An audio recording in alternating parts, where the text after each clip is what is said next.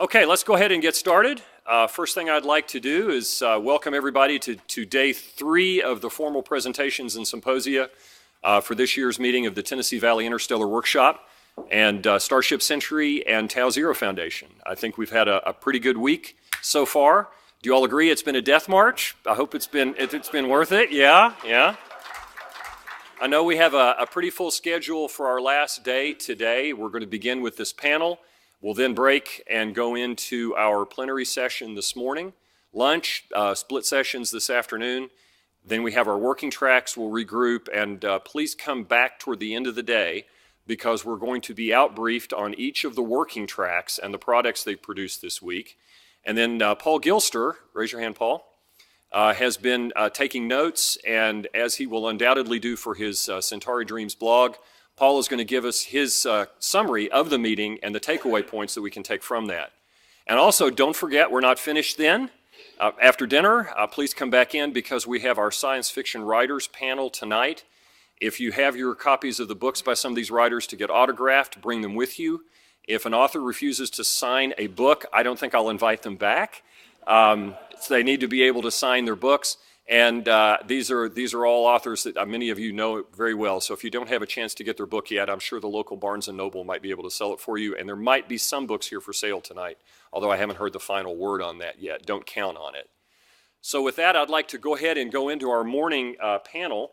We have some very, very special guests with us today, and I'm actually still amazed that we were able to get the people we have up on the stage to talk to this group. I'm very humbled by that and very appreciative of you gentlemen taking your time to be with us today. What we're going to do is the format is I'll make introductions. I'll then hand it off to Pete Klupar, who is the chief engineer for the whole of Breakthrough Initiatives, who has some questions for our panelists about the topics that we care about. The settlement, exploration, development of space, and our steps toward becoming an interstellar species. And these folks are some visionaries in leadership positions, and I think they're going to have some interesting things to share with us. After those questions that Pete has pre-prepared, we're going to open it up to you in the time we have available for a few questions. You must, you're pointing, the microphone? Yeah, that's right. And in not raising hands, when it comes time for the Q&A from here, if you would please line up in the microphone and speak into the microphone, we'll take as many questions as we can. Please also remember we have the hearing assistive devices in the back for anybody who needs that. Yes, John? Okay, only this microphone over here is hot, so you'll need to go to the one on the right if you'll have questions at that time. So with that, I'd like to introduce our panelists. I'll be very brief. They will have an opportunity to make some opening remarks before we get into the question and answer. To my immediate left is, in my day job, my boss, Dr. Paul McConnaughey. He is the Associate Director of the Marshall Space Flight Center here for NASA. Then we have Representative John Culbertson from Texas. And I've learned this morning, he is one of us. He is definitely bullish about space and space exploration, and you may recognize his name from language that was going toward NASA, directing NASA to start looking at interstellar exploration. And I'm sure he'll have a few words to say about that. Next, we have our local Congressman, Mo Brooks, the Honorable Mo Brooks. He is also one of us. How could he be in Huntsville and not be one of us, right? He has been representing this district for a few years now, definitely a space advocate and someone who is bullish about the future and where we're going in space. And last, I'd like to reintroduce General Kwast, Stephen Kwast. General Kwast spoke with us last year, gave one of our plenary lectures when we were in Chattanooga. I've heard from many people that was one of the best lectures we had at our last meeting. We are extremely pleased to have him come back and join us today on this panel and to share his vision for the future in space and the various roles that the various parts of government as well as industry will be playing in that. So with that, I'll turn it over to Pete Klupar, who's going to take over the agenda. Thanks, Les. I did want to add my welcome to the panelists, and thank you very much for your dedication to this interstellar problem. It's an important issue that we all work on, and I really appreciate the dedication and energy you guys put into it. It's quite remarkable. But would like to start with some opening comments. So I'd just like to go down the row here and start with Paul. And would you please give us 5 minutes of discussion? So thank you, Pete. So I'm Paul McConnaughey, Associate Director of Technical at NASA Marshall Space Flight Center. I got a few slides to share with you about where we are, but I think what we have is basically some data that talks about really how we are going first steps towards interstellar exploration at NASA, and it's quite an exciting time for us. So with the first chart, I'm sure you're all aware of that NASA is currently developing the Space Launch System. This is a super heavy launch vehicle capable of sending humans into deep space. It's a unique capability supporting the government requirement for lunar and Mars exploration, and it really was built for putting large payloads with humans into space. So it's quite exciting, and you see there on the lower left-hand side the Mars missions. So we're looking at putting anywhere from 20 to 40 metric tons of lander on Mars, a total of 500 metric tons for a mission, and it certainly would be a challenge. We found out yesterday at the National Space Council announcement we'll be looking at a cislunar environment and moving in for a permanent presence on the Moon and then onto Mars. What you see in SLS and Orion is very consistent with that direction. But an interesting thing happened on the way to Mars. The science community did some analysis on SLS, and they found that a vehicle with that much throw capability could put very interesting science payloads deep into space very quickly. So consequently, we worked with the folks at JPL, and they developed the Europa Clipper capability. This is a mission that will fly in the 2022-2024 timeframe. It will be flying in SLS for the primary reason that it can do the mission very quickly. In a conventional approach, it would take a 7.5-year mission trip time to Europa. With SLS, we're looking at 2.5 years and effectively completing the mission in 6 years.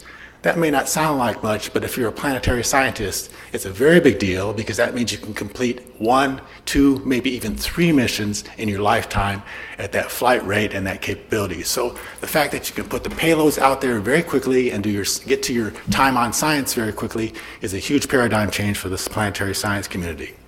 So going from Mars and then going on to Europa, how do we then move on to Interstellar? And so there's a couple key aspects of that involve both SLS and advanced technology. So next chart, please. So in terms of advanced technology, we're looking at how do you move things quickly or efficiently in space. And there you see in the upper right-hand corner, nuclear thermal propulsion. We're actually using that as a trade study. We're actually doing risk reduction to how we use that vehicle for Mars. We're looking at a 25,000 pound thrust vehicle that has twice the efficiency of a chemical propulsion that will move humans very quickly back and forth between Mars. The spin-off is it can also move scientific payloads very deep, very quickly to the outer solar system and into the interstellar environments. We're also going to be flying a solar sail. You see that on the left-hand side there. That will be a 6U CubeSat that will be deployed on the first flight of SLS in 2019. After deployment of this CubeSat in the translunar environment, we'll deploy the solar sail, and we'll have a nice journey, a 2-year journey to a near-Earth asteroid. So after getting near the near-Earth asteroid, we'll then do some prox ops, do some photographs, do some spectral analysis, but it'll really be a first demonstration of a almost 90 square meter solar sail moving under solar power to a near-Earth asteroid rendezvous. And in the lower right-hand corner, you see there a similar sort of concept, but instead of a solar sail, it is an electronic sail, an e-sail we call it. And it is looking at a series of deployed wires like a spoke. So you see a wires like a spoke that's like 40 kilometers in diameter in space. Once you charge each one of those wires, you'll have a positive charge. And with the positive charge, then the solar winds, the protons from the solar winds, then push that vehicle across space. We're expecting to see as much as 10 AU per year capability with this motor. So these are the type of things we have going on in space. In addition, I'll remind you, the paradigm change associated with solar electric propulsion on the order of 20 to 15 years ago, it really was a technology. Now it is our bread and butter transportation for satellites in space, and we on the human spaceflight side are now upping the ante up to 40, 100, 150 kilowatt systems to move satellites around in space. So the next chart. So how do we put all this together? With SLS, these advanced technologies, where do we move on to Interstellar? And we're currently studying 3 missions, potential missions. There's the joint projects between JPL, APL, Boston University, Caltech, University of Alabama, Huntsville, a number of folks involved. And the first one is the Interstellar Medium Explorer. And what we're doing there is we're taking a spacecraft and we're putting on a heavy thermal protection system. In fact, it's the same thermal protection system that will be flying on the Solar Probe Plus. So that's a very protected system, and we're actually going to do a combination of heliophysics mission near the sun and then send that vehicle into interstellar space. So we'll do that by launching off Earth, and you see there in the little circle there's our little trajectory. We'll launch off Earth, then we'll come back and do a gravity assist flyby off Earth. Then we'll go off and do a gravity assist flyby off Europa. Then we come back and do the Oberth maneuver, which means we gravity assist and a burn off the sun, and our trajectory coming off the sun is 13 AU. Now that's pretty exciting because 13 AU per year means that once I do my heliophysics, I then can see the outer solar system, and I'm into interstellar space on the order of 10 years. Now again, that's really exciting.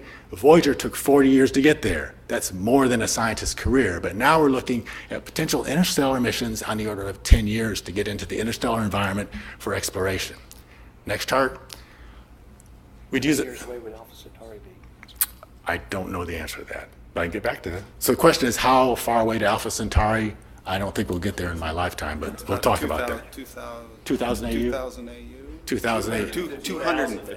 250 out. It's a lot further than that. So the answer is about 200 years. But it's a start. But it's a start. So talking 13 AU per year, that is a paradigm changer for how we're doing planetary exploration. Okay, so we take the same sort of approach and we apply it to what we can do about exploring our outer solar system. And there's a proposal for a Kuiper Belt Explorer. We'll look at launching the same trajectory, but instead of going towards interstellar, we then move towards the what they call dwarf planets out in the Kuiper Belt region. It'd be Makemake and Kauai. We can probably catch both those planets at a particular time if we launch in the mid-2020 regime. Again, looking at this, and the trip time on this would be on the order of 3 to 4 years. Significant saving in terms of finding dwarf planets that we've never seen before. Next chart, please. This is the most interesting thing we can do, and it really has changed the way we're thinking about exploration. People have known for a while about the solar gravitational lens, and this is basically a bending of electromagnetic waves that allow us to use that bending to magnify the vision of exoplanets across the universe. So the proposal is that there's this focal area out there on the order of 500 to 550 AU away. Once we get in that focal area, we can then aim at an exoplanet and get to the point where we actually see the clouds on that exoplanet. Now, 550 AU away with that 13 AU capability with the SLS mission, we can combine that and we could actually get on that focal plane in approximately 40 years. So that puts us in the Voyager type time frame where we can actually begin interstellar out in this focal plane at 500 AUs and then get a close-up view of an exoplanet. So that's very exciting.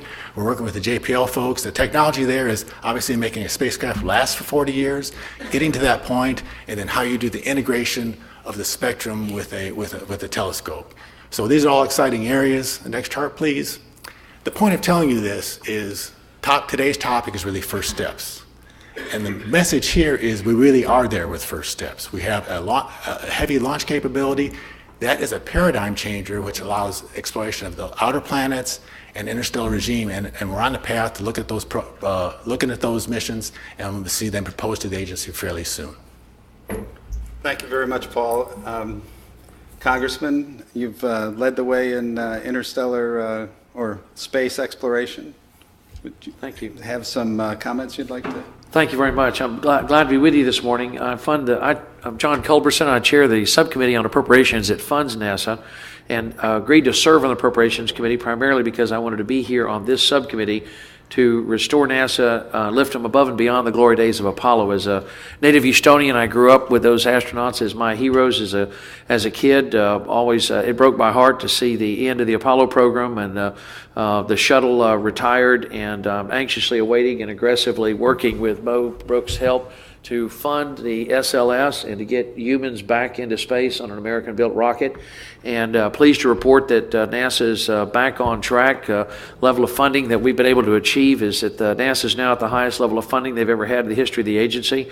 There's strong bipartisan support for NASA and Congress tremendous amount of support for the mission, for the vision that the administration has laid out for us to return to the moon and then go beyond with humans. I think it's important to think of NASA's role in the new era of space exploration we've entered into, to think of the commercial sector as catching a cab out in front of your office building to go to a nearby location, that you'll have a variety of commercial providers to get you into low Earth orbit, whether it be cargo or an experiment or to take humans into low Earth orbit. But NASA's role will then be deep space travel, sort of the interplanetary highway system provider, to go interplanetary and then interstellar. And the investment that's going to require is going to take a significant investment to make sure that all these dreams of the future come true. And as a amateur astronomer, a sort of a self-taught amateur astronomer and an avid follower of the work of NASA and the American Academy of Sciences, I understood years ago that the decadal survey I always felt was sort of the gold standard when it came to identifying the top priority missions that NASA should pursue each decade. But as I learned, NASA was not necessarily following that. So as I built up seniority in the Appropriations Committee, on the Commerce, Justice, Science Committee, and was finally in a position to become chairman of the full committee last Congress, I wrote into law that NASA must follow the recommendations of the decadal survey in each of the major areas, heliophysics, astrophysics, earth sciences, planetary science, in order to map out a blueprint that the scientific community would get behind and support. So that's now written into law in my appropriations bill. Second thing I became aware of is that as a part of that decadal survey, the planetary community has recommended last decade, this decade, their highest priority mission was a mission to Europa. That's the saltwater ocean, a worldwide saltwater ocean. As many of you know in this room, that the ocean of Europa is about 100 kilometers deep. There's a free-floating ice shell. We now know from the Cassini mission, which just ended on September 15th, that the ocean world of Saturn, Enceladus, which also has a worldwide ocean and a free-floating ice shell. The ocean of Enceladus is venting continuously into space, and Cassini discovered that salt water has been hydrothermally altered, and therefore it's being drawn into and ejected from hydrothermal vents on the bottom of the Enceladus's ocean, just as occurred here on Earth. That's undoubtedly happened on Europa. We see from Hubble that there's vents, water is venting into space from the ocean of Europa. The scientific community last decade, this decade, wanted to see NASA go to Europa and as the most likely place we're going to find life. And I'm convinced that it's going to take a civilization-level discovery in order to transform in the mind, throw a switch in the mind of the public to make the investment necessary to make all these dreams that all of us share for NASA come true. And I'm convinced that civilization level discovery is going to be the discovery of life on another world, most likely in the oceans of Europa. So out of frustration and a commitment to see NASA's investment reach that next level, I wrote into law with Mo's help and the help of my colleagues, wrote into the Commerce, Justice, Appropriations Bill a statutory requirement that NASA must go to Europa. They have to orbit the moon, and they have to land on the surface. So the Europa orbiter and lander is the only mission it is illegal for NASA not to fly, I'm pleased to report. And has to be done. And it was a natural marriage with SLS because it does require getting there pretty rapidly. It's going to require a really big payload. I think the fairing is 8.5 meters. It's 8.4. 8.4 meters. So you're going from 4 meters on the 4 to 8.4. 4 meters up to 8.4. 4 meters, right? To 8 point. That's a big payload. So the SLS is extraordinarily capable. Not only get you there in a very rapidly, but it can carry these huge scientific payloads in a deep space very, very quickly. In the course of this, I also created the Ocean Worlds program to direct NASA to design missions to take us to not only explore the oceans of Europa, but to go to Enceladus and to Titan using SLS. So that's all written into law and funded. We just passed the CJS appropriations bill out of the House. about a month or so ago, late July. And so what I just described to you is now written into federal law and funded. Now, that mission, the Klupar, will launch in 22. JPL is now putting together the lander concept. Everything's going beautifully. It looks like that's going to come together very nicely. They're going to land near a vent using the sky crane technology they used on the Mars Science Laboratory. And as they're coming down into land, I asked them if they're going to, I think, be able to do this as well. Because the vents on Enceladus are permanently open, I'm convinced, may I borrow your pen, Mo? Help yourself. I asked them if they could, as they're coming down, using one of the arms on the sky crane, as they fly over one of those vents, if they couldn't just drop one into the... I want it back. Yeah, you want it back. Drop one... drop a probe into one of those open cracks, because I want to get into that ocean in our lifetime and see what it's like. Now, that discovery, I think, is going to electrify the public and allow us to make the investments that are necessary to take NASA to the next level. And that next level is also mapped out in my CJS bill. I've also directed NASA to identify the nearest Earth-like planet around the nearest star using wonderful technology called Starshade and WFIRST, the next generation telescope that NASA is building. Starshade's designed to occult the central star of nearby stellar system, spectroscopically fingerprint the atmosphere of the terrestrial planets around it, and identify the smoking gun of life, which is, of course, water vapor, carbon dioxide, methane, and oxygen. And then once we identify that nearest Earth-like planet, I've also directed NASA in the CJS bill to invest in technology like Dr. Lubin's, the directed energy approach, using directed energy and photon cells. Invest in the fission technology that you just heard described a moment ago that enable us to using hydrogen, I guess, as the gas, accelerating it using uranium depleted. Uranium-235, I think it'll. Low enriched. Right. That, nevertheless, this I've directed NASA with Mo's help to invest in a number of technologies to get us ultimately to, I hope, 10% of the speed of light, and to launch humanity's first interstellar mission to that nearest Earth-like planet no later than July 20th of 2069, the 100th anniversary of Neil Armstrong setting foot on the moon. So that's already been passed by the House. There were no amendments to my bill in subcommittee, committee, or on the floor of the House. And I expect to be able to protect that all the way through the process. Senator Shelby's been a tremendous support and help on this, and it's a natural marriage between these deep space missions, and we'll have not only a very robust human spaceflight program going to the moon and beyond, but also a very aggressive program with a good cadence of discovery, new frontier, and flagship missions out into the future, ultimately leading to humanity's first interstellar mission in 2069. Thank you very much, Congressman. And next we have leader of Northern Alabama, Mo Brooks. A few opening remarks, please. Thank you. Just by way of background, I'm the vice chair of the Space Subcommittee of Science, Space, and Technology. And as often is the case, when you follow someone like John, you find out that most of your remarks have been preempted. Okay? There's overlap. He's on the appropriation side, and I'm on the program creation authorization side. So my remarks are going to be significantly different than what you just heard from John. I'm going to take a big turn, and I'm going to talk about America, two Americas, one in the past and one in the future. The one in the past, I think you can make a really compelling argument that America is the greatest nation in world history. And we've held that stature probably for about 70 years. If you look at the strength of our economy, military prowess, the freedoms that we enjoy, I don't know of any other nation in world history that's been able to match that. NASA has been a huge part of the esteem, the aura associated with the United States of America being the greatest nation in world history. 50 years later, we're still the only nation that has been able to put human beings on the moon. That's quite an accomplishment. And when I think back to NASA, I think back to the days I was growing up as a kid down in southwest Huntsville, about 3 or 4 miles away from the Saturn V test stand.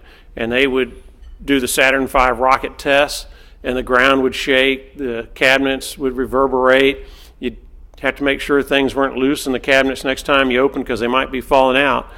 And then I remember the pride that I had with NASA and what they're able to do when we landed on the moon in 1969, and knowing how our community, had played such a major role in making that accomplishment and in keeping the promise of John F. Kennedy. We continued to be the greatest nation in world history, particularly with respect to space, probably up until around 2010 or so. For safety and financial reasons, the Obama administration canceled the Space Launch System. For primarily financial reasons, they canceled the Constellation system. Fortunately, the Alabama delegation, Texas delegation, and others decided that it was worth the cost, and we, on the heels of the cancellation of Constellation, forced through the Space Launch System. Very similar to Constellation, although different in many ways too. But nonetheless, it showed a renewed commitment to human spaceflight travel by the United States of America and trying to keep us in a preeminent position, a position that we, quite frankly, have been lacking for a number of years now as we have to thumb a ride with the Russians. So the Space Launch System and Orion, we're looking at around 2019 for the first launch of that if we keep on track somewhere in that ballpark. And I think that's going to renew our commitment to space, and I'm anxiously looking forward to the day that that comes. Now, once we get beyond that and we start going to the moon and we start going to Mars, and we'll see where Vice President Mike Pence wants to take us, we should be mindful of a comment by Dr. Werner von Braun, a resident of Huntsville for many years after finally arriving after World War II. Quote, "The greatest gain from space travel consists in the extension of our knowledge. In 100 years, this newly won knowledge will pay huge and unexpected dividends," end quote. We didn't have to wait 100 years. Clearly, we saw that kind of benefit in half a century, and even for that matter, much less than that in the advancement in electronics and other things, human knowledge. Now I'm going to go to the second America, and that second America is the future. And it's going to be in this context. Congressman Dave Schweikert from Arizona made a comment this week. He caught a little bit of flack for it, but he basically stated that Capitol Hill is a math-free zone. Okay? And, I like that. well, this is the scary side, and he uttered those words in this context. In 2015, America's deficit was $439 billion. That's math. In 2016, it was a $150 billion deterioration to about $587 billion. This year, it's another $100+ billion deterioration to around a $700 billion deficit, not counting all the hurricane relief monies that were spent before September 30th, the end of the fiscal year. In 2022, the Congressional Budget Office is warning us that we're going to embark on a $1 trillion a year deficit string indefinitely, with 10 years from now it being as bad as $1.4 trillion. The interest on the debt, according to the CBO, is supposed to increase by about $600 billion a year. That's debt service within a decade. Now, that's roughly 30 NASA programs that will be diverted to debt service. Assuming interest rate don't go up. That's assuming interest rates don't go up significantly. The Congressional Budget Office, the Government Accountability Office, and the Comptroller General of the United States of America have all warned us that we're on a path toward insolvency and bankruptcy of the United States of America. They do so in writing. They did so in January of this year, and the CBO reiterated it in July of this year. And then I want to emphasize just one thing about the hazards of an insolvency and bankruptcy. Venezuela, they're going through that right now. In Venezuela, I'm just going to mention a few data points. Over the past one recent 12-month period, roughly 75% of their population, about 22 to 24 million people, had an average weight loss of 19 pounds because they can't get the food and the calories to sustain their body weight. That's what happens when you default on your debt. You're seeing what's going on in Puerto Rico. Part of that is because they defaulted on $73 billion. Well, Venezuela, in turn, has defaulted on their debt, and they're in insolvency and bankruptcy. Last year, their inflation rate was approximately 800%. Last year, their GDP dropped about 18 to 19%. And that's what America's looking at. And I mention this financial aspect of it because as we're talking about human space travel, as we're talking about NASA, as we're talking about doing interstellar things, all of that is a function of one thing. Well, two things. One is desire, but the second thing is money. And we have to have a sound central government in order to come up with the money to do the things that we want to do to realize the benefit that Dr. Werner von Braun told us that we would realize if we just invested in this science capability. So as many of you are from around the country, As you go back to your home states, I urge you to talk to your senators and your congressmen and to try to get them to understand the financial risk that we're being warned about. And that includes the risk to NASA. That includes the risk to a lot of other things, but right now we're talking about space travel. And to urge them to do what is necessary to get our country back on a sound financial footing before it's too late. So that's the two Americas. One is in the future, it's kind of a forecast, but it's not written in stone. The other is what we have over the last 70 years. I hope that we will make that 70 years, 100 and 150 years, but it requires us to make some good, sound financial decisions today, and it also includes us getting rid of that math-free zone in Washington, D.C. Thank you very much, Congressman, for those sobering remarks. We have a great American at the end of the table, General Kwast, some opening remarks. Well, thank you, and thank you for those comments that set this up. I want to get to the question and answer so we can talk about what you want to hear about. But the reason I'm up here is because whenever humanity goes into a new place, if you do not have a cadre of your civilization that are peacemakers, that know how to take advantage of the technologies of the age and the way entrepreneurs and creative human beings move into the future. If you do not have a cadre of people that think about that competitive advantage and that ability to have our values propagate with us into this future, then pirates, thugs, and thieves will steal it away from you, and they will crush all the beautiful investment that uplifts the human condition. This is why I'm here, and this is why I believe in your vision. First of all, I believe in your vision because I believe that the human race will go extinct if it does not take this journey into space, because it's only a matter of time. You know, we live such short lives. If we all could live 2 billion-year lives, we would have a very different perspective on what we are doing here and how we need to be agile and flexible to deal with Mother Nature and how ruthless she can be as history unfolds. The second thing that is important here, though, from a national security perspective is the fact that what we do is we study competitive advantage, meaning that money does matter.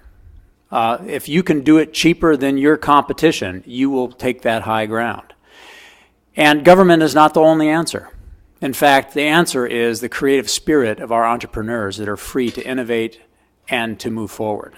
But the government has an important role, just like with the Transcontinental Railway, where entrepreneurs were trying to break through. But a partnership between the government and those innovators made all the difference.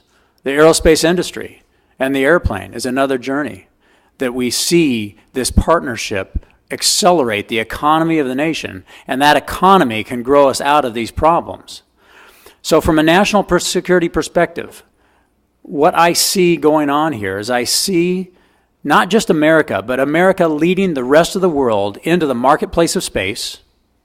And if we do it wisely, we can finally untether our dependence on Earth.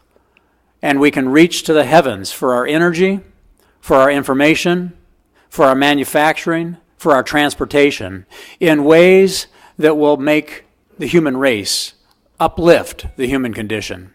That is national security right there, because it makes Americans live in peace. It makes Americans live with security. If you have a national security professional with you designing the muscles to defend this space that we take and that we dominate and that we go forward in for peaceful purposes. Because the one common denominator throughout human race is that when somebody achieves dominance in a new domain, they take their values with them. They set the rules. And I'll remind you of the fact that this journey can be dangerous. So China in the 1400s had the greatest navy in the history of the world. And they made a conscious internal decision because they felt they were so powerful, so strong, the Middle Kingdom. They made a conscious decision to not invest in their navy. And guess what happened? Portugal happened, Spain happened, England happened, and then the 100 years of humiliation. And they remember that. So what we are watching today is we are watching China building a navy in space. They are going to put their significant focus financially and intellectually and the billions of people in their society to build this Navy in space. And we are on a track to build buoys in space that can see what's going on but can't do anything about it. This journey needs to have American values. We need to take that high ground first. And the reason, from my perspective as a warfighter, is because everything we have designed since World War II that has made America great is linear in nature. Linear power projection, linear deterrence. Space is a network. It is a ubiquitous network. And the characteristics of a network is that you can deliver power to any node, one node or all nodes, for almost the same price point, versus a linear model where if I do one thing in the South China Sea, it's going to cost me a lot of money and be vulnerable. And if I need to do something in North Korea, it's going to cost me about twice that amount of money. In space, you could do 100 things for about the same price point because it's networked and the way the network flows power and effects. So whoever takes this high ground first, whoever goes into space first, whoever industrializes space first, will be able to hold the rest of humanity under their thumb, or more importantly, under their values. And I sure as hell want American values in that space. And this is why I'm here with you. Thank you.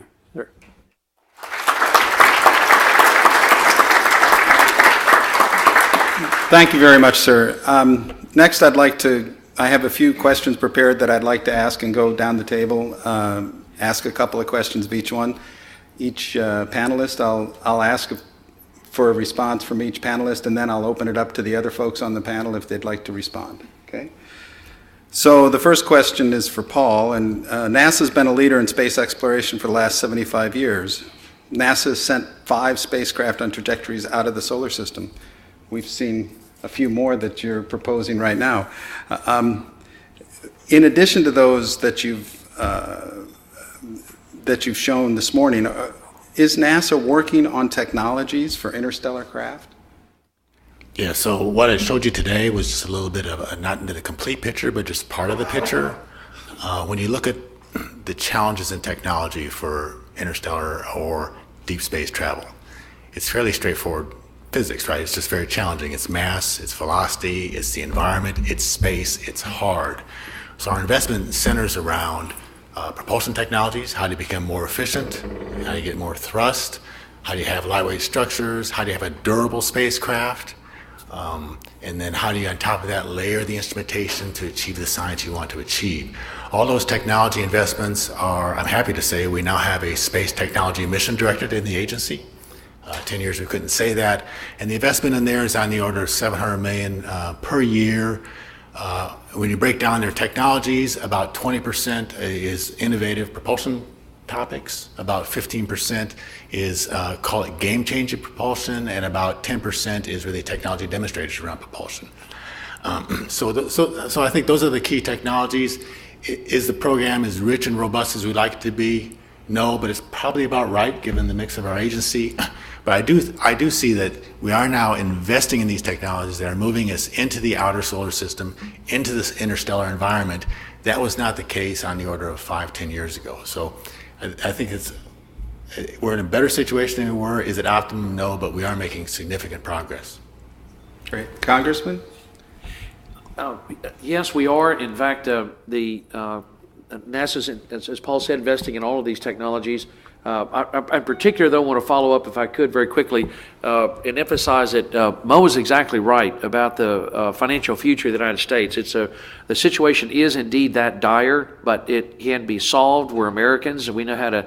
If we approach this thing with our eyes wide open, we can absolutely solve this. And I want to first point out that the annual appropriations bill represents about 30 cents on the dollar. None of us could ever balance our budget by only looking at the 30 cents on the dollar. The other 70 cents is what's driving this massive increase in the deficit and the debt. That 70 cents is Social Security, Medicare, Medicaid, principal on the debt, interest on the debt, veterans benefits, and the Affordable Care Act or Obamacare. If you're under the age of 45, Social Security is not really there for you. It can only pay about half of the benefits promised to you. If you're 54 years of age or younger, Medicare's hospital fund can only pay 50 cents on the dollar, so it doesn't really exist for you. You solve those two problems, and you have plus with the tax cuts that are being discussed, as the general said, by growing the economy, you solve the looming insolvency of Medicare and Social Security. You cut taxes dramatically so the economy grows. You've really solved a lot of the problems that Mo has laid out. I can't stress enough that it is so important that what Mo has said is fundamentally important to the future of the country, to the future of our prosperity, to the future of the space program, that all of us make the case to everyone we know, our family, our neighbors, our friends, our colleagues, that we have got to solve the looming insolvency of Social Security and Medicare to make the investments that are necessary in the prosperity of the country and in NASA and the space program.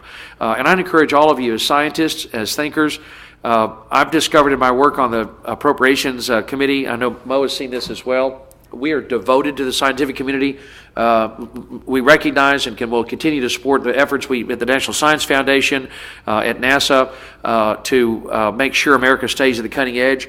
But all of you know that scientists have a bad habit of when we got our grant, do this. Just sort of, okay, that's it, I got mine. It's vital for the scientific community to become advocates for balancing the budget, for solving these looming insolvencies that Mo has talked about in order for us to be able to make the investments in the far future to make all these wonderful dreams come true. It truly can be done, but we've got to recognize where the root of the problem lies. Thank you. Congressman? I have nothing to add to what was already stated Okay. on this one. Yeah, there's a piece of that question, though, that paints a cautionary tone here. And it's about the principle of innovation.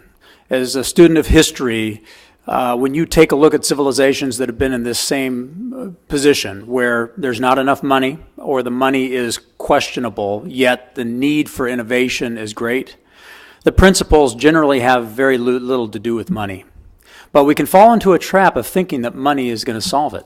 The perfect example for me as an airman is back in the early 1900s, a man named Samuel P. Langley, who was probably the most celebrated engineer of his time on airplanes or the potential to fly, was given a tremendous amount of money by the government. And they failed on the one principle of innovation, is that you plant 1,000 seeds and you don't pick winners and losers. You let the innovative spirit of the human mind plant 1,000 seeds and then see which one blooms. And you'll have 99 failures until you find the one that really works. And what happened is Samuel P. Langley failed miserably, and it was two bicycle mechanics out of Dayton, Ohio that actually invented the airplane. But here's what the government said. In the front page of the New York Times on October 9th, 1903, when Congress took a look at all this money they had given to Samuel P. Langley that was not producing the results, they had their scientists and engineers look at it. And what they said, if we put all of our best mathematicians and engineers on this work of building an airplane, they would figure it out in anywhere between 10 billion and 100, or 10 million and 100 million years from now. That's what the common lexicon and mindset was at how quickly the technology would accelerate. That same day, October 9th, 1903, in the Journal of Wilbur and Orville Wright, it said, "We begin construction today." And 2.5 months later, we had an airplane. So do not underestimate those small companies, that father and son team in Mojave Desert at that spaceport that for $2 million 3D print a rocket and get something into space. It's not always the big programs or the big money that win. It's the big brains and the big ideas. Yes, sir, the American values. So this is why America is so hopeful, because we live this stuff. This is the American spirit. And so there's hope, but we have to be careful. That's why we're going to conquer this and do this.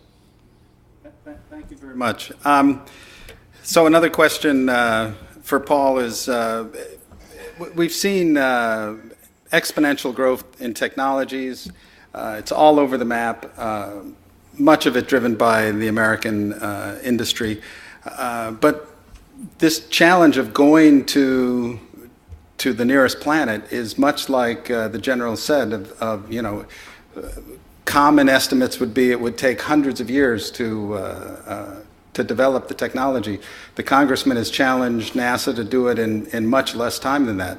What do you see as the showstoppers to the technology showstoppers to interstellar travel? So I don't think there are any showstoppers at this point. I think don't quote me on that. Yeah, it's just between us. But I really do think it's doable, okay? And I do think there are innovative ideas out there that we're going to invest in. I think we're going to build off our infrastructure that currently exists, use that in the smartest way possible. We presented to you 3 options today for missions that could move fairly quickly to the interstellar environment. We would have not thought that 5 or 10 years ago. And the expectations are, as we evolve SLS, the infrastructure, the commercial side of our infrastructure, that will all be leveraged to support the interstellar exploration. Again, seeding the way our model in this is a competitive scientific model, right? That's no news to this community, but that really does drive the innovation, and the best ideas rise up and go forth. So is it a technology question? I think we talked about the technology before. It's better propulsion. You can always make a better widget, a lighter structure. The key is the will to go forward, integrating the system, and putting the good science on top of it. Okay, thank you. Any other comments from the panel? Well, the only real showstopper is the one Mo mentioned, which we simply have to solve, and that's once you cure the looming insolvency of Social Security and Medicare, once we focus on getting our budget balanced and growing the economy, you really have got the funding that's necessary to make all these things come true, and then focus on unleashing American ingenuity and productivity. As the General said, it's American values that are going to make this happen. Our spirit of innovation and ingenuity is unmatched in human history. I always remember when we had a presentation once, Mo, to the Republican caucus. I forget who it was. I think it was the head of the world, former head of the World Bank. It was appointed by George W., who came in to tell us that when Great Britain and other nations had defaulted on their debt in the past, other countries have been unable to pull out of it because they didn't have the productivity. I had someone from Greece came to see me once. They said everybody in Greece has a job, but nobody works. And the American productivity is unmatched in human history. So the General's exactly right. We solved this big problem of the deficits and the debt, unleash American ingenuity and productivity. There are no showstoppers when it comes to America. Excellent. So, sir, I think there is a showstopper if we're not careful, and I think it's culture and bureaucracy. Here's why. Bureaucracy is so powerful because it's just part of the human condition. Where 2 or more people are gathered, there is bureaucracy. And the more people you have, the more bureaucracy. And it's not something to hate. It's actually something good because it perpetuates what has worked. But when what has worked no longer works because your competition has figured out a more cost-effective way, then you need a small group of people that can innovate and then help that culture move forward. So this culture of mindset where the World War II generation gave us a structure and the 1960s gave us a structure for going to space. And that structure then and that idea starts having all kinds of statutory and regulatory calcifications build up around it to protect it and to make it do it the way it's always done it. And people get rich doing it that way. Finding a new paradigm to do it cheaper, faster, better, and smarter threatens the current architecture. It threatens the current people that are getting rich doing good things when there might be another way. So it's not a bad thing that we have bureaucracy and we have culture that perpetuates something that has worked in the past. But the human condition is oftentimes blind to new ways of doing things, and they're frightened of it because oftentimes that new way will threaten the current paradigm. So for me, this is what America has to keep an eye on, that we look for those creative new ideas. We use the scientific method to measure facts, not our enthusiasm for a program, not our weddedness to that program because of what it's done in the past, but cold, steely-eyed view of the facts and the money and the effectiveness of the decision and the architectural design. If we do that, we will be okay. But if we just cling to our bureaucracy and our culture of how we've done it since 1960, we will not break out into space the way we are capable of in our DNA, as the Congressman alluded to. I'd like to lead on to that. Do you think the Air Force is capable of fostering these innovative ideas? Absolutely. I tell you what, and it goes back to the deep faith and the maverick spirit of the American culture.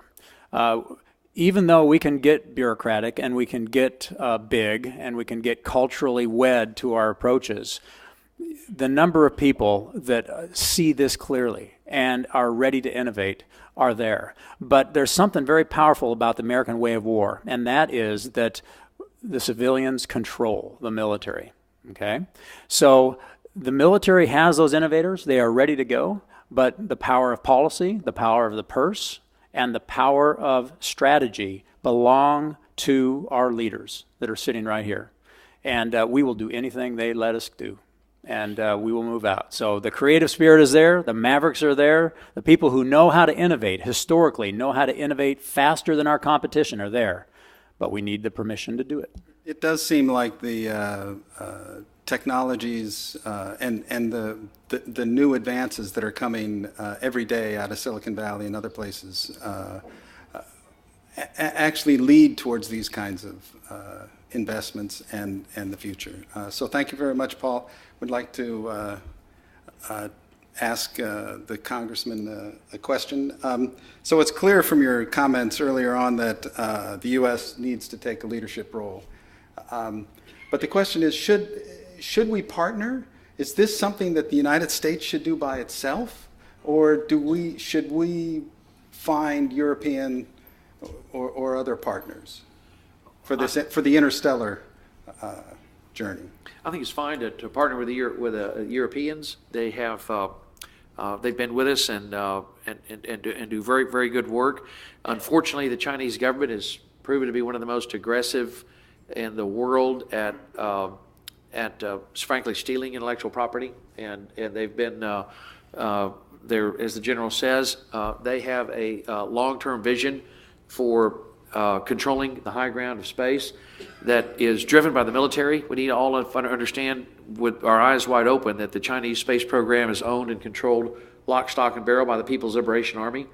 They are, of course, a communist nation that is not friendly to us. They have, if you look at the theft of intellectual property, of scientific information, the aggressive intrusions, cyber intrusions into the military, into the government, stealing all of our personal information from every opportunity they get. It's a real problem. So that's why the Commerce, Justice, Science Bill prohibits NASA from cooperating with China. That's why the Commerce, Justice, Science Bill requires that every agency under my jurisdiction has to go to the FBI and have any purchase of computer technology or telecommunications technology has to be approved by the FBI as meeting certain minimum standards, and has to be sure that it doesn't include chips or hardware built in China, because it's unfortunately a terrible problem. So we need to approach this with our eyes wide open, because the general's exactly right. The Chinese are aggressively building a navy in space, and we need to be aware it's not friendly. So, to paraphrase, we can partner with other folks, or with friendly. I should say partner friends. with our friends. Partner with our friends and be cautious of others. Be keenly aware of who's working to bury us long term. Yeah. Yes. In that vein, let me be more specific about who friends and foes are. China's been mentioned, but I'd put Russia in the same ballpark. Certainly they're a geopolitical foe. And that's one of the best reasons for the space launch systems, that our astronauts don't have to thumb a ride on Russian rockets. Our geopolitical allies, Japan, India, Australia, Europe, just go down the list.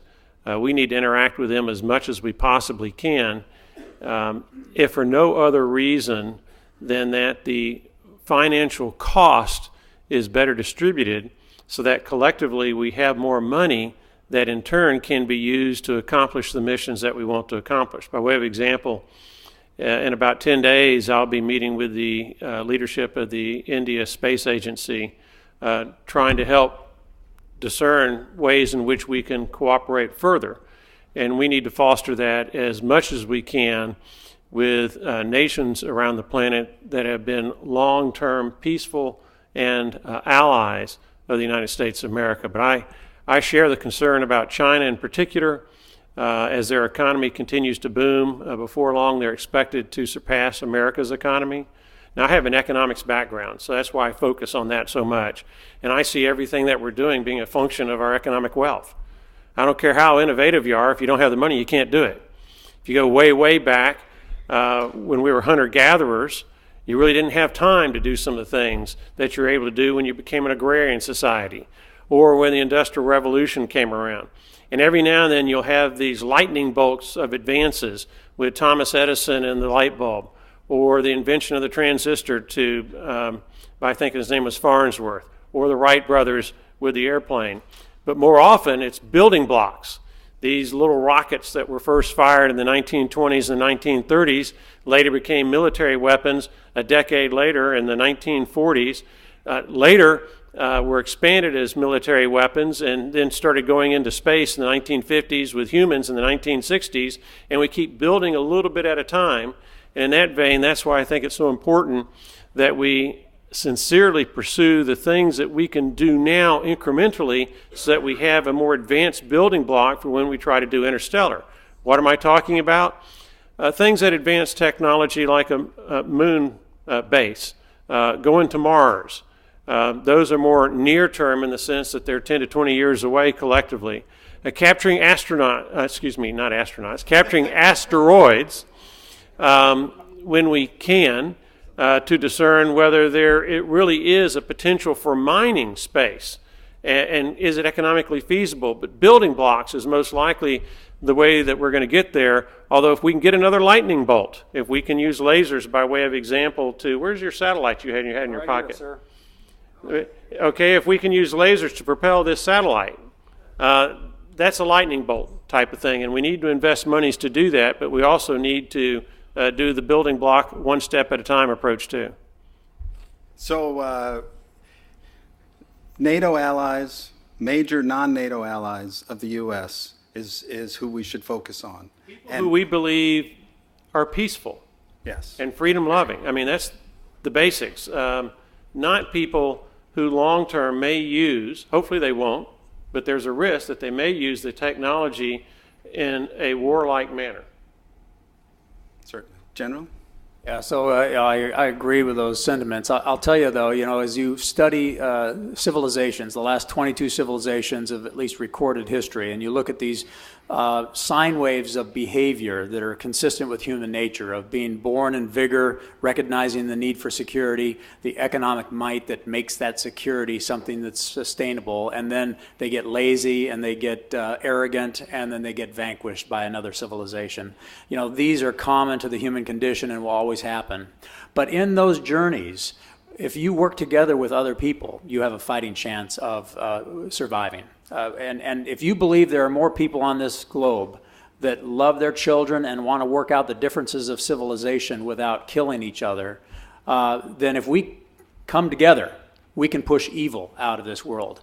But I also believe, though, that America has a unique competitive advantage culturally that no other culture on planet Earth has to the same degree, and that is this ability to be a leader in innovation. I think the Chinese are fast followers.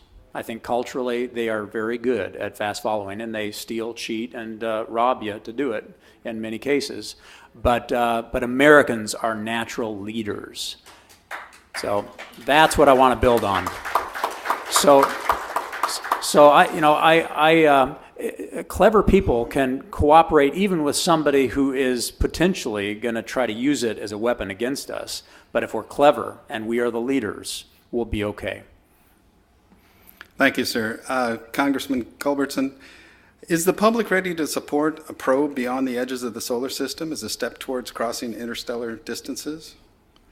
Will they really have the attention span to follow out to 2069? I think absolutely. If you look at web visits of, for example, whenever NASA has a seminar on exoplanets, whenever the scientific community has a seminar or a talk about exoplanets, they generally melt down the website. They have tremendous interest among the public and the scientific community, more so on exoplanets than almost any other subject. And the discovery of life in the oceans of Europa, which I'm convinced will happen, will, as I mentioned, I'm convinced, throw a switch in the mind of the public, electrify public opinion, and the human imagination, I'm convinced, people will make the investments and support NASA at the level that's necessary to make the investments to go on to send humans to Mars, and to, when we make that discovery using Starshade and WFIRST to that nearest Earth-like planet with evidence of life.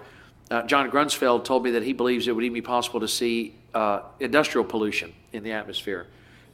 Yes, absolutely. I think that the public will support the mission, particularly if we're able to get to, as I've written into my bill, using a variety of technologies, investing in a whole variety of technologies to get to the point ultimately where we're at achieving at least 10% of the speed of light, so that it does become achievable, Paul, in a human lifespan.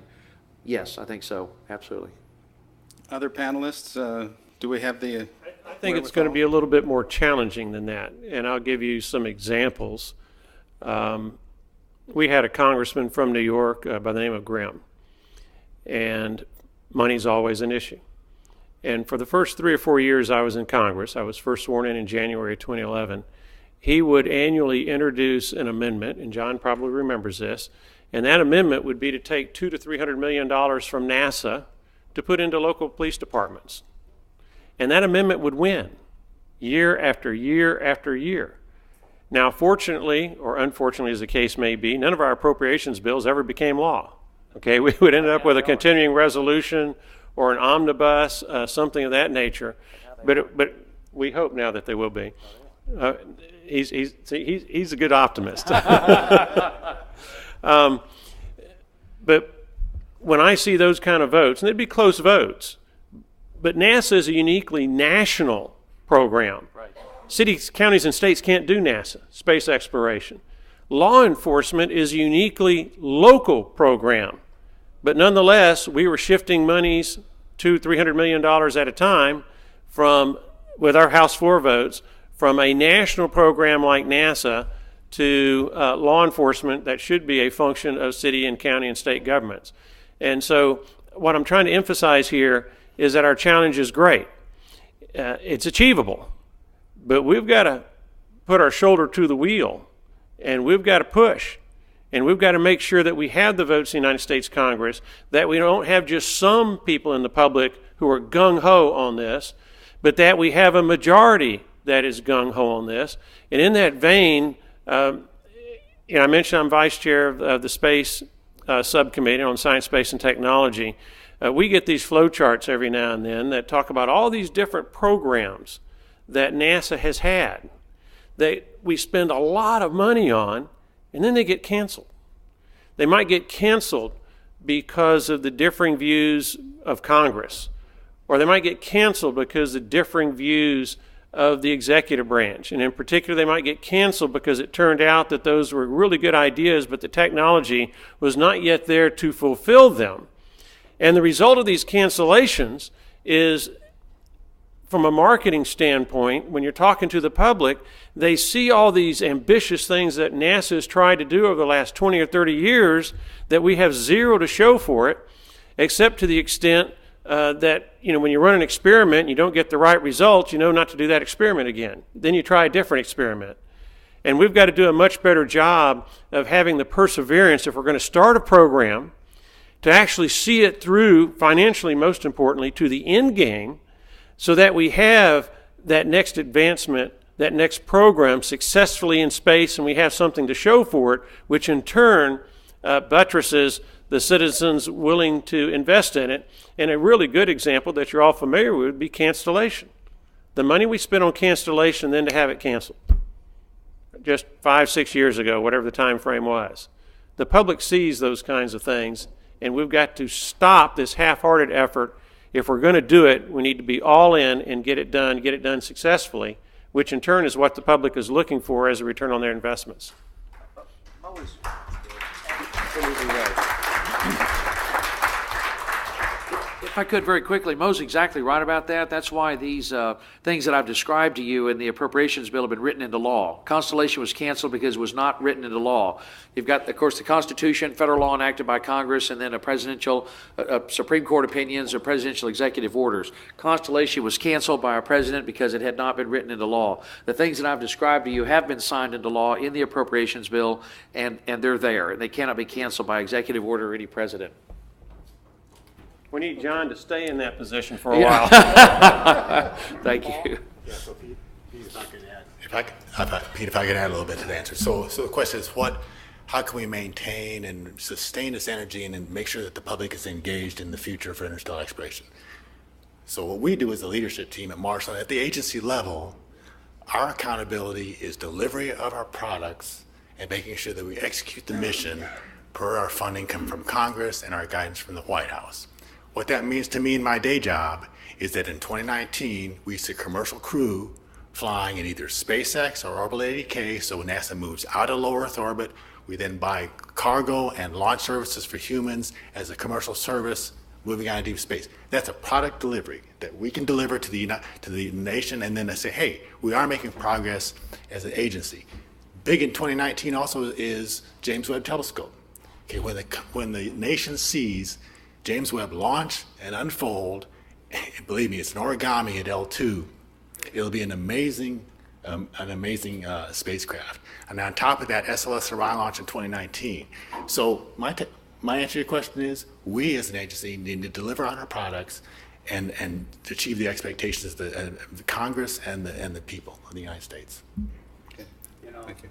Thank you. Sir, all of these I agree with. I would say that the underlying condition here I would couch as leadership. And one of the things that good leaders are good at doing is they are good at putting the important in front of the urgent. So the example of the money going from NASA to the local government, that is an urgent problem.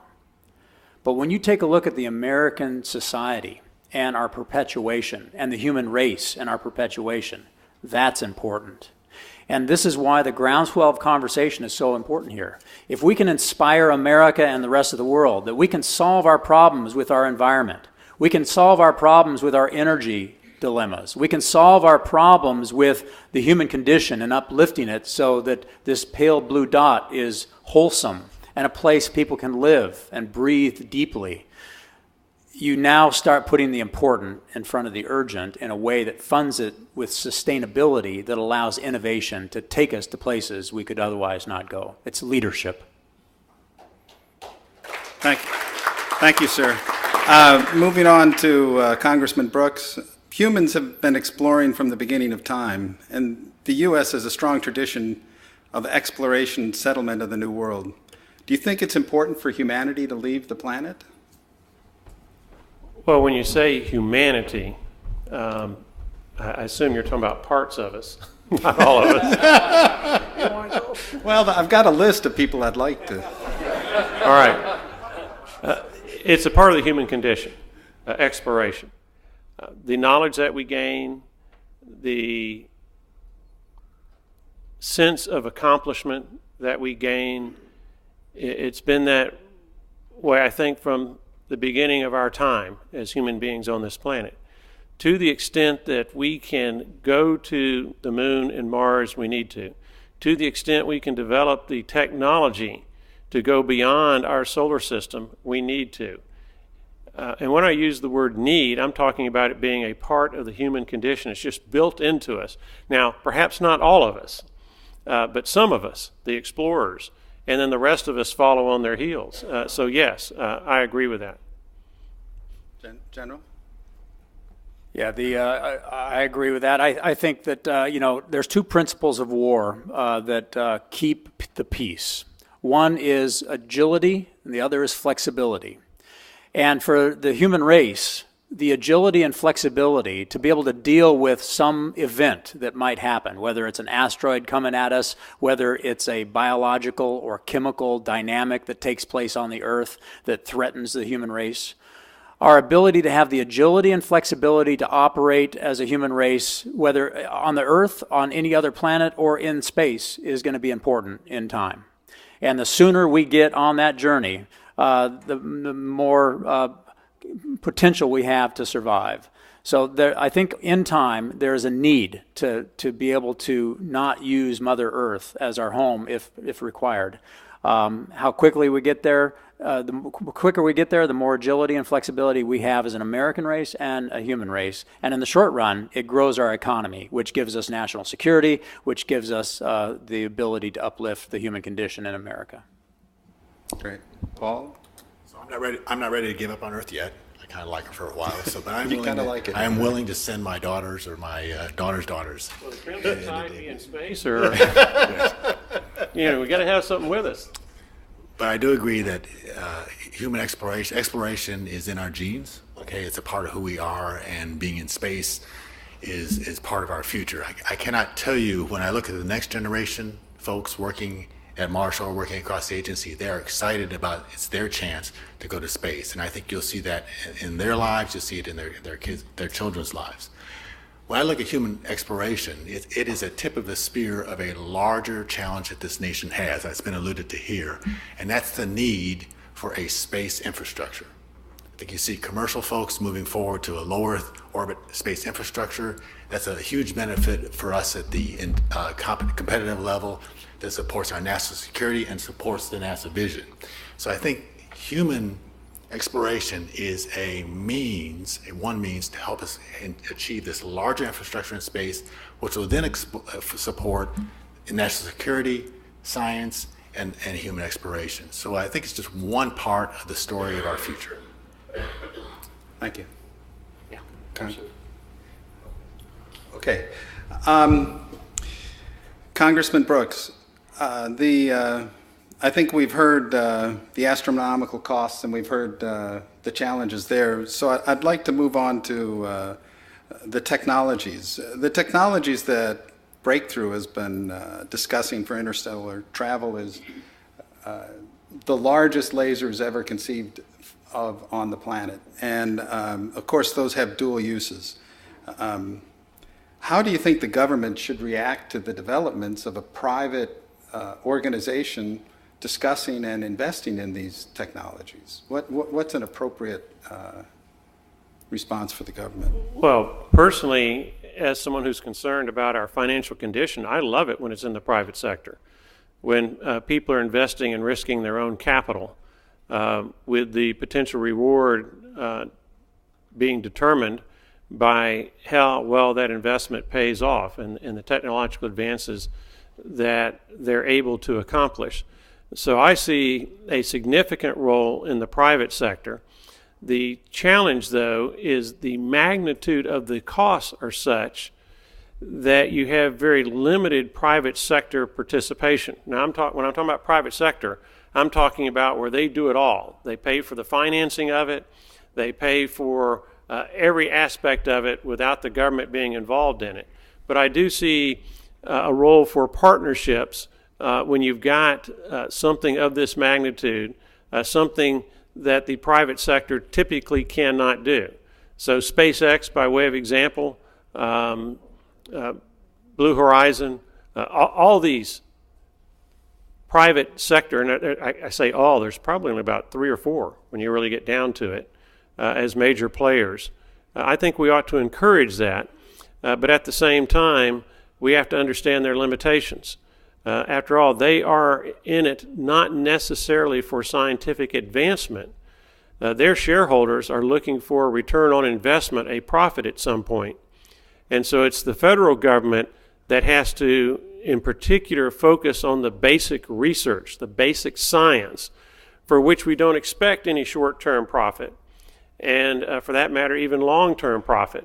And that's why I think that you're going to see the federal government, to the extent we have the financial ability, continue to play a key role in, for example, capturing an asteroid, or going to the moon, or going to Mars. In time, if there's some way some private entity can successfully turn a profit off of our first steps, then that's great. And you've seen that. 1960s, move on to satellites, and how there is a commercial profit to be made by being in that sector when there was not a commercial profit to be made in the 1960s. So hopefully as we continue to advance, the private sector can follow up on those advancements, and we can spread the cost around. And as we spread the cost around, we get more entities involved, which in turn will advance our technologies. Sir, the Breakthrough Foundation is actually investing without a profit motive. It's a philanthropic approach. What I'm worried about is we're building these gigantic machines that have other uses, and I don't know what the appropriate response from the federal government should be. I need you to be a little bit more specific when you're talking about we're building these gigantic machines. Are you talking about the Space Launch System, or are you? No, I'm talking about. So Breakthrough has plans to build 100 gigawatt lasers on the ground. These are machines that are capable of incinerating satellites in seconds, and we're a little worried about the policy implications of those kinds of facilities being in the hands of private individuals. Right. I would need more insight on that one before I would be in a position to express an opinion. If I could, a part of that is that, number one, if a directed energy laser of that type would be a deadly weapon if it was in orbit, if it could be directed at the Earth, is a real concern. I think that's what Bo's talking about.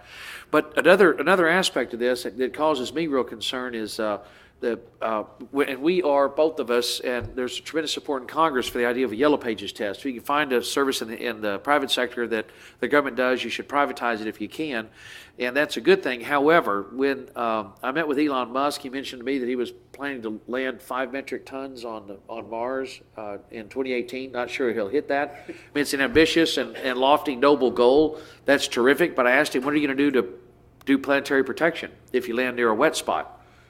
He wasn't overly concerned about that, which really alarmed me, and that he wanted to get to Europa and get into the ocean.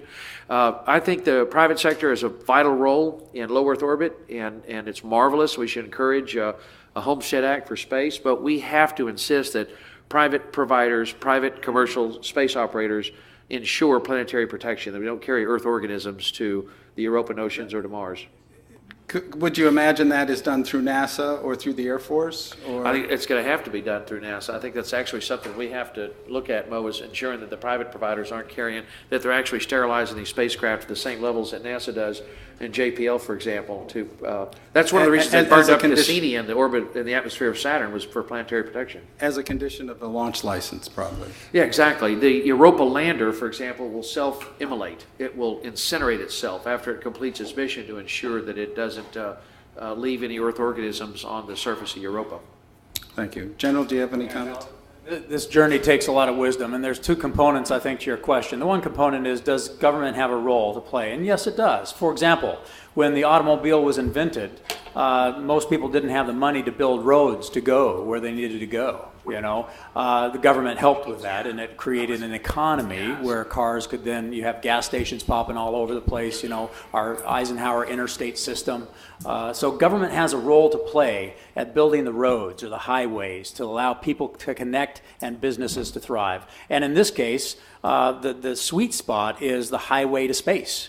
If the government can help us have an affordable highway to space, no matter how that manifests, and it will manifest in steps, chemical propulsion initially, but maybe other propulsion that makes it more affordable, the government can play a role. The other is regulatory, and then the weapon piece is another one, because every weapon, whether it was the invention of the crossbow or the phalanx or the airplane or the nuclear weapon, you can't put the genie back in the bottle sometimes, and then you need other ways of dealing with that. Deterrence, reassurance, the power of the economy to have national security and power projection. These are all complicated things, delicate balances, and the wisdom of our Congress to be able to regulate wisely so they don't snuff out innovation, but they also allow us to not destroy Europa or other places. This requires science, it requires policy advice, and it requires the wisdom of Job. Good luck with that, sir.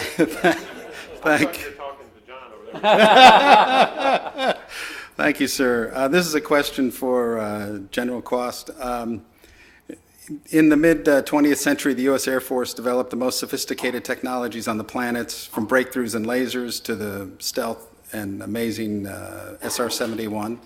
How can the U.S. Air Force remain relevant in today's environment of rapid innovation and information-centric decision-making? Yeah, so I'll keep this one short because it's by following the principles of history and human nature that have made us be able to do that same thing in the past. So these principles are, the principles of innovation, and getting a small group of people together that can work outside the bureaucracy to develop capabilities, plant 1,000 seeds and fund them consistently so you can see when they fail. And it's not failure, it's discovery, and you discover faster than your competition.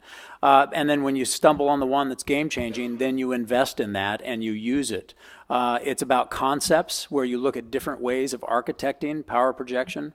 We know these principles of human nature on how to innovate rapidly. There's no question about it. So yes, we can be relevant. We are relevant.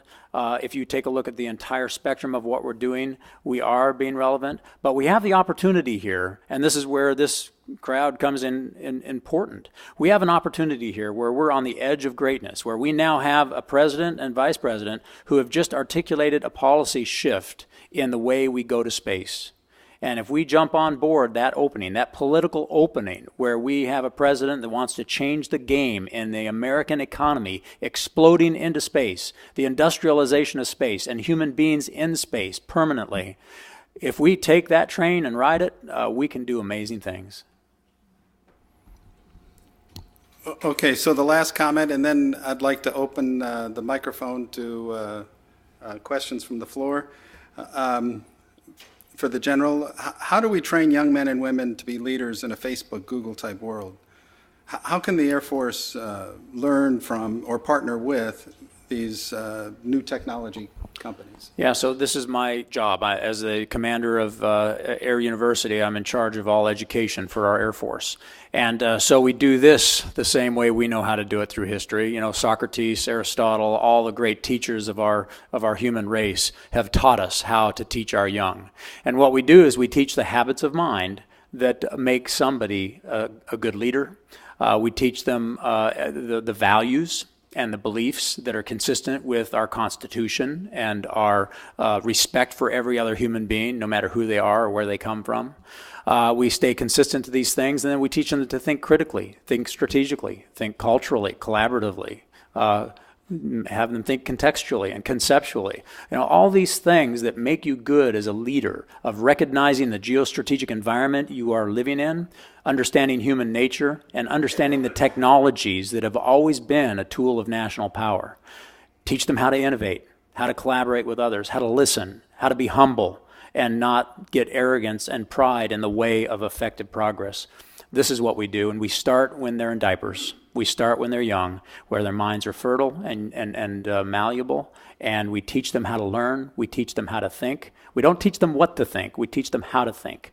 And when they learn how to learn, and they get on fire with their intellectual curiosity, and we help them understand how you'll use fact-based scientific method for discovery, not your ego, your pride, even your past, then we'll be on a road to success. And that's what we're doing as we speak. Thank you very much, panelists. I'm humbled by the great words we've heard, but would like to hear some questions from the audience now. It will be. Yes. Okay. Pontus Brandt, APL, the place behind the New Horizons Pluto flyby, and also we're launching Parker Solar Probe next year. Yay, finally. And also, we've been involved in the Interstellar Probe mission definition for decades now. Just first, one tiny detail. The number 13 AU per year was tossed out, and the distance to Alpha Centauri, that will take us 21,240 years, not 200 years. My question is to Congressman Culbertson here. So, having been through a couple of mission developments now, the goal of 2069 makes me sweat. So I would like to hear your view on intermediate mission steps to achieve that goal. Are we doing that all in one big swoop, or are we doing it in steps? What's your view on that? The idea is to let NASA scientists like yourself guide us in that. It's, I think, vitally important for Congress, for our leadership to set those goals and do our very best to achieve them. I had yet to see a blueprint, long-term blueprint at NASA, and I felt it was important just to set that goal and push very hard and make sure the funding was there and the stability for the long term. As Mo mentioned, he's exactly right. You can't have presidents coming in and canceling these things. So these things are written into law, and the money is there. And by the way, the amendment he mentioned, those guys that keep trying to take money from NASA and send it down to local government, did not offer those amendments this time. I used a variety of things to help make sure that won't happen. Also, the guy who is pushing those amendments has since been convicted. Yeah, he's gone. But yeah, he's gone. But those amendments were very common. We used to get those every single year, taking money from NASA and sending it down to local government. And there's just nevertheless, we are all of us working arm in arm to make sure that NASA's got the funding and the stability and the focus for the future to make sure these things happen. We're counting on you to help us figure out how to get there, all of you. Cool. My name is Michael Mealing, Starbridge Venture Capital. To kind of riff on something that General said about the history of how we explore. Actually the majority of the voyages of exploration from 1450 up to the 1700s were privately financed, privately crewed, privately built. In today's world, we have corporations and family offices that are older than our country. What Yuri is doing with the Breakthrough Starshot, and what other organizations and family offices around the world are currently doing, spending money for profit in some cases and not for profit in other cases.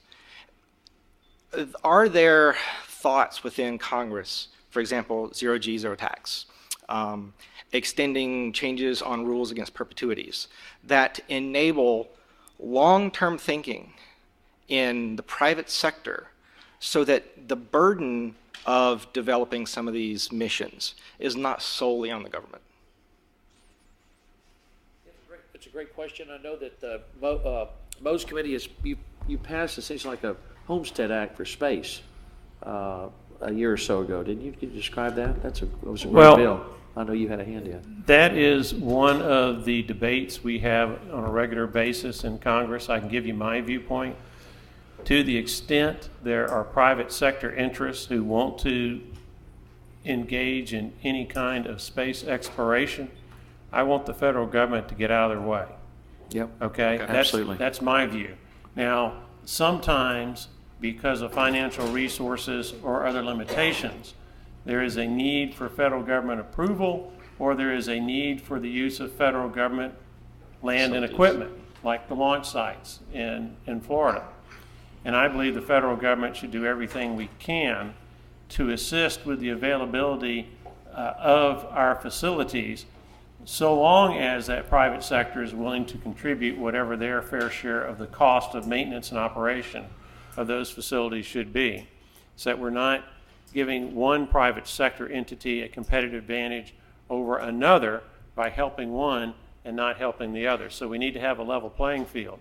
But historically, the private sector has done a great job of advancing the human condition, whether it be with medicine, whether it be in any number of sciences, and for that matter, most recently with the improvements that we've seen in satellite capabilities and what they can do for telecommunications. I'm a firm believer in the private sector. So you let me know what I can do as one of the authorizers on the Science, Space, and Technology Committee, and I'll see if we can get that done.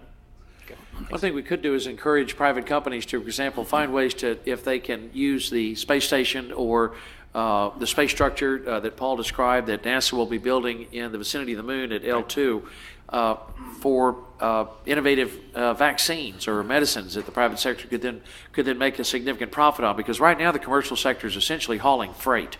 And NASA's job is to, again, provide, as the General said, we need to think of interplanetary and interstellar as NASA's job, the interplanetary highway system. We've got to find a way to get beyond just hauling freight. You can't make that much money hauling freight. We've got to find out how to let the private sector really make a significant profit in space. I agree, and I would just simply suggest that the federal government does best when it acts as an anchor tenant and not as a landlord. Anchor tenant, I like that. That's right. That makes sense. Well, I'm Bill Gardner from Analytech Commercial Analytical Chemical Testing Laboratory in suburban Atlanta in Clayton County. You've heard of Clayton County. You can't avoid coming and seeing us because it's the home of Atlanta Hartsfield International Airport.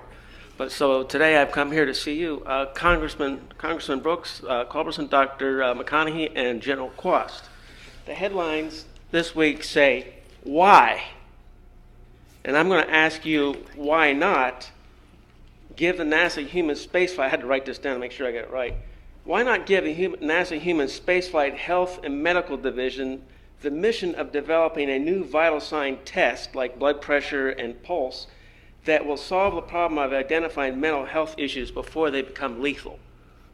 John, you're the senior congressman. Do you want to take that first? Well, one of the things that our subcommittee has funded for a number of years is the BRAIN Initiative at the National Science Foundation, because understanding how the human mind works is one of the greatest challenges we face. And it's an ongoing and immensely complicated problem.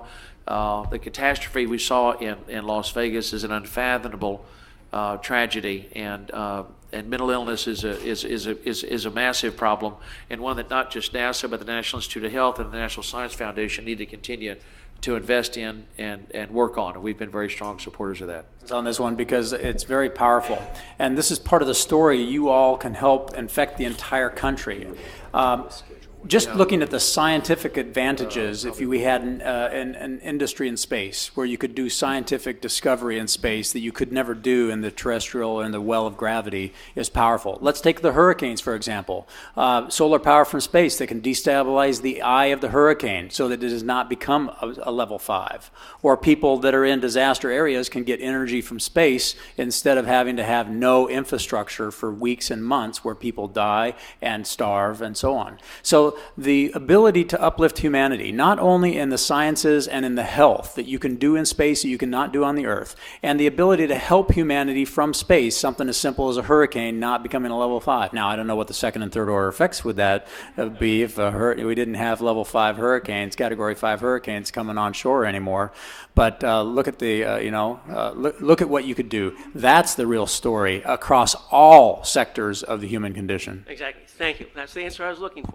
I'd certainly like to thank the panel for wonderful insights. I'm John Rather, and I did time at 3 national labs and vice president of an aerospace company, and most of the 1990s at NASA headquarters in the senior executive service, and so I've sort of seen it all. I was particularly inspired by General Kwast's enthusiasm for innovation, and there's a vital thing that wasn't mentioned, I think, and that's the necessity to accommodate failure, because I remember vividly I was 19 years old 60 years ago today, before dawn, looking for Sputnik coming over, and the whole country was panicking because we'd failed twice to beat the Russians. And General Eisenhower had the wisdom to appoint General Bernard Schriever as director to get the ICBMs deployed. He immediately convened a panel of the brightest people he could find, and John von Neumann told him what to do, and he did it. And the way we caught up and overcame the Russians was to fail repeatedly. The first 20 times we launched the Atlas, it failed before it got out of the atmosphere, but 1 launch per month or quicker, and we learned very fast how to do it right. And the same spirit existed in the national labs. Young guys like I was 80 years ago were permitted to fail routinely. You'd have 10 ideas, fail 9 times, the 10th one would be a big breakthrough. So we have to learn to accommodate failure and to understand it and promulgate that as part of what really reaches for the future. Thank you. Yes, sir. So that is culture right there. Risk aversion is culture. And you're right. It's not failure, it's discovery. That's what North Korea is doing right now. He's discovering rapidly, and it's not good.